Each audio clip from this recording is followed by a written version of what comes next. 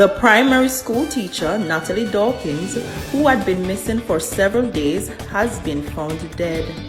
The body of the teacher, who was found in the Sandy Bay area of Clarendon in an advanced state of decomposition. We will provide you with more details as soon as they're available.